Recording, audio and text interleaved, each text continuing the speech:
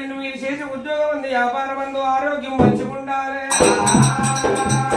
వ్యాపారం అందు కూడా సదా ఎల్లకాలం ఆ మల్లన్న స్వామి మిమ్మల్ని అడగను కాపాడుగాక శుభన మల్లయ్య తోడై ఉండి బాణల మల్లల వందమస్తై ఉండి మల్లికార్జున స్వామికి పాలు దాపించిన వేణుడు బాలే